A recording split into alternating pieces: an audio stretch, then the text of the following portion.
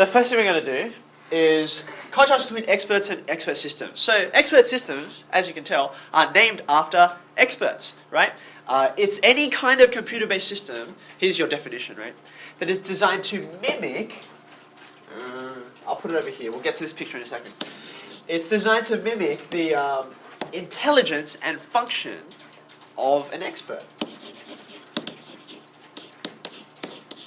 By the way, I think mimicking is one of those weird words where I think there's a K in it. That's weird, but anyway. There's a K, yeah. Wow. Just mimic by itself. So, mimic by itself just is M-I-M-I-C. And then, oh, good. Who knows, okay? Maybe because when you take away the K, it looks like mim-icing. Like icing on the cake. And anyway, okay. So now, just contrast this to some of the simple things we were looking at before with spreadsheets, okay?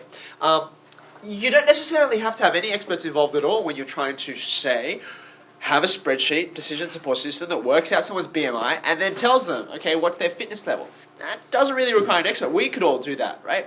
Whereas this is, the idea of an expert is someone who has had specialized training, okay? And crucially, years, probably decades of experience. They've been doing something a long time. They're really, really good at making decisions and making them quickly and making them accurately in a particular area. All right? So this kind of system, decision support system, is all about trying to take all of that and distill it down into some computer-based system. Okay? Now, the way we're going to contrast between experts and expert systems is to think about their advantages, expert systems over experts, and then think about their disadvantages, or another way, in other words, ways that experts, the human ones, are still superior to expert systems. Okay? Now, I've got a bunch of pictures to help you try and remember these points that I'm going to go through, because I've got quite a few. I'm going to mainly dwell on the advantages. I haven't found any pictures for the disadvantages. Maybe you can do me a favour and search up some of those. Okay? So, let's go through these in order. Advantages first of expert systems over their human counterparts. Okay? Number one, this is my picture for.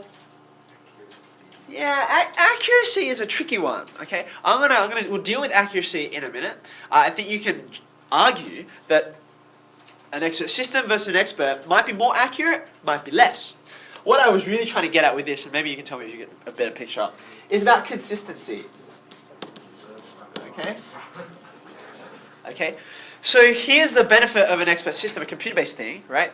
Assuming it has all the logic and all the knowledge programmed into it, if it meets the same situation, okay, this expert system, because it's a computer, and all it's doing is following rules and logic, okay, it's going to make the same decision again and again and again, all right? Now, later on we'll look at how that's a disadvantage, but can you see how that is an advantage, all right? For instance, have you ever been frustrated when you get an exam back or something like that, and you're looking at it, you're like, oh, I lost marks for this, well, no big deal, because I made this particular error, and then you look over at your friend, and they made exactly the same error. Their working looks identical, but they didn't lose any marks. What's up with that? That's not fair, is it, right? So consistency is about the computer's ability to always be following its understanding and its knowledge and its rules for how it makes decisions in always the same way in every situation. Okay? So that's a plus. Just human error, you know, we often say it when a marker is tired or when someone is having a bad day or something like that, then consistency can often go out the window, right? So humans and their subjectivity can be a problem. So number one, consistency. Number two, any takers? Any takers? Morals.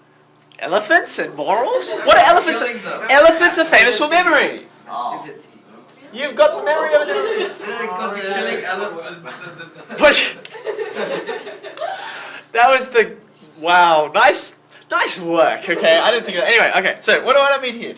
Where they say, wow, you got memory like an elephant. I suppose the opposite would be a goldfish. What advantages does you can tell me this, right? Why does an expert system have a memory advantage over an expert?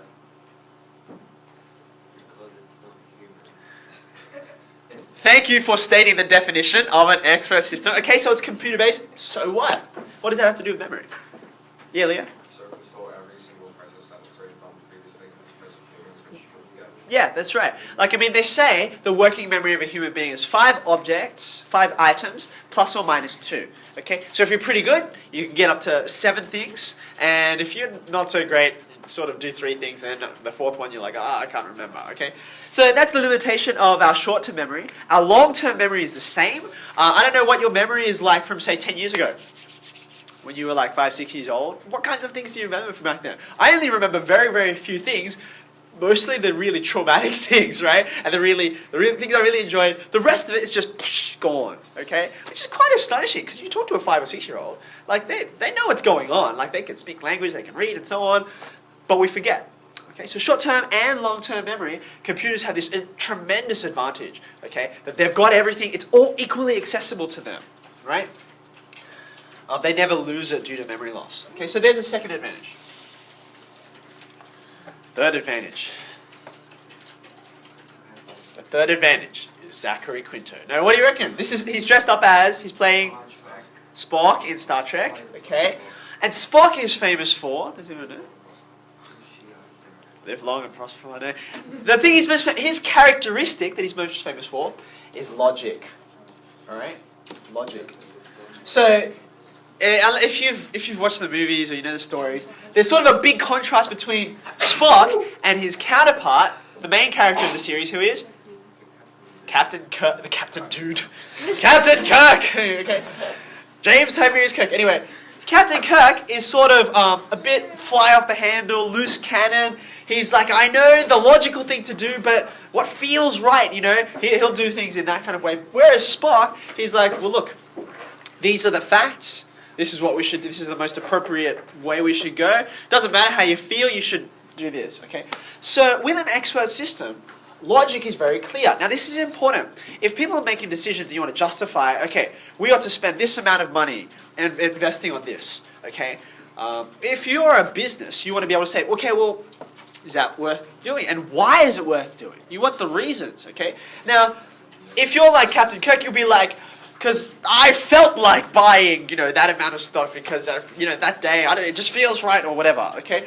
Now that may be true, it may be valid even, but it provides no explanation, right? As opposed to, when you go into an expert system, all of the rules and the conditions and the understanding that went into making a decision and making a choice, it's all very clear. It's all laid out there, okay, because it was programmed in. So logic in an expert system, very clear. You can know why it made certain decisions, okay? As opposed to, you know, let's think about, say, a referee. A referee in a sport is generally an expert. You hope, right? So sometimes a ref makes a decision, and you're like, why did they do that? What was the exact logic behind it? And they're like, oh, well, I kind of felt like, I don't know, right? Whereas the computer's going to say, look, I measured this, I saw that, these are my observations, and here's the logic underneath my decision. Okay? So,